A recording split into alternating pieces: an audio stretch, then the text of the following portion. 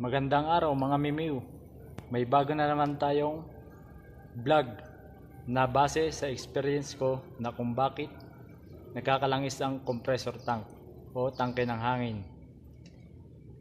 At kung bago ka pa lang sa YouTube channel ko, magdot-dot ka na sa notification bell o i-subscribe, like and share, miw.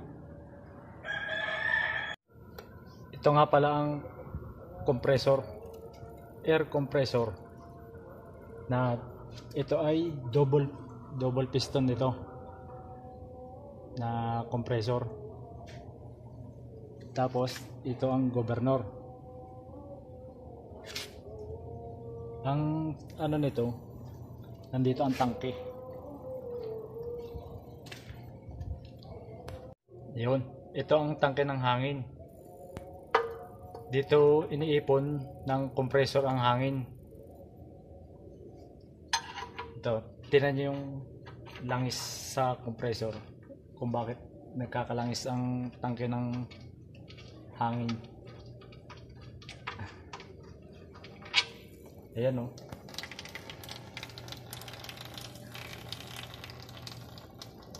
Kita nyo, tumutulo.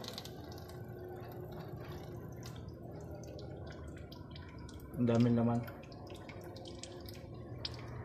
Kaya nagkakalangis yan. Ang sira ng compressor natin ay yung piston ring. Takpan na natin.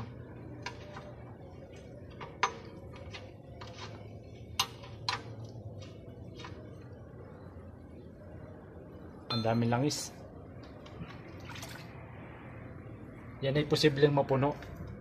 Kaya ang preno natin ay pagminsan ay nasisira ang hydrovac. Kaya gawa ng langis. Kaya kung bakit naman nagkakalangis ang compressor, ay sira ang loob sa piston ring. Itong klase na compressor na ito ay double piston yan. Merong isang klase niya na single piston. Yan, ito yung single piston na air compressor. Ito yung governor. Ito naman governor, ang trabaho naman ito ay sa hangin, control ng hangin. Dito mo siya i-adjust para yung hangin ay makontrol. Ito yung sira, pinagpalitan ito ng ibang unit na Caterpillar. Pang Caterpillar ito eh, na payloader. Yan, papakita ko sa inyo yung laman yan na piston ring, kung bakit siya nagkakalangis sa tangke ng hangin, kung bakit yung tangke ng hangin ay nagkakalangis.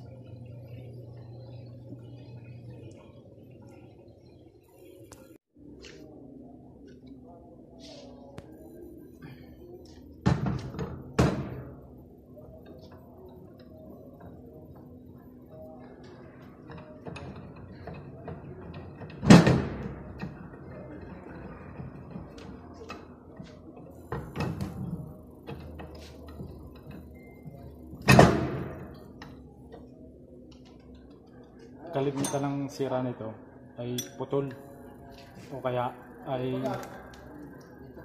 maluwag ang piston ring.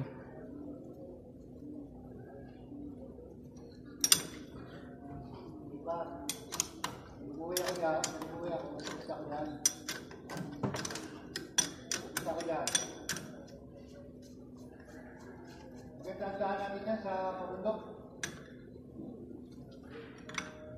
Kaya masasakyan ito dyan. Ha?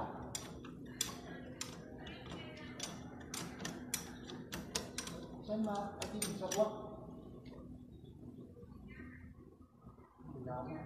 Pinama. Saan doon?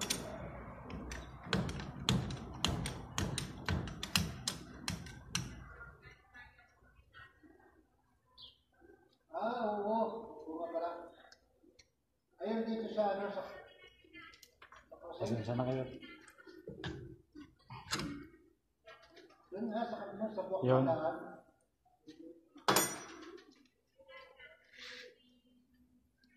Yan, kita nyo? May langis yung Kaya dadaan. cylinder head ng compressor. Yan o, langis yan o. Oo nga, nakikita ko nga nagagawa ng magkagaro sa kapmon. Hmm. Oo naman. Bili ako ng ano sa check. Oo, baka pang ano lang. Kahit mga isang linggo man lang dyan.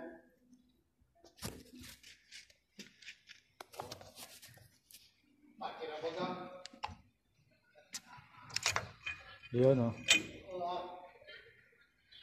Si Kuya, nasa si Kuya? Punta siya.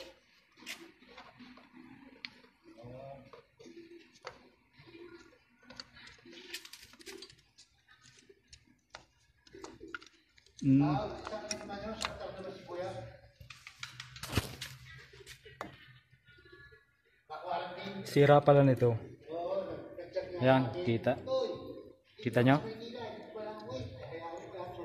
Yung gap ng piston ring ay magkakatapat. Yan o. Kaya yung langis ay dumidiretso dun sa tangke. Dumulusot dun sa may ano, cylinder head. Inihigop niya papunta dun sa may tangke.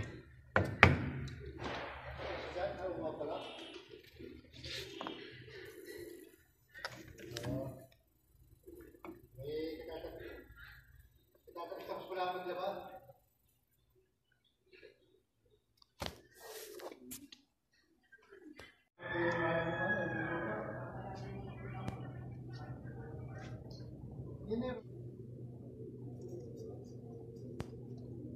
Ito nga pala yung bulb niya.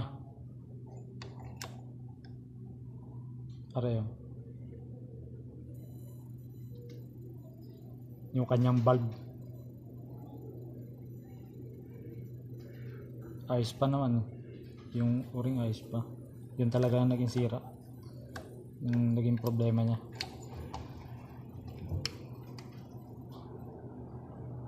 Magkakatapat ang gap ng piston ring.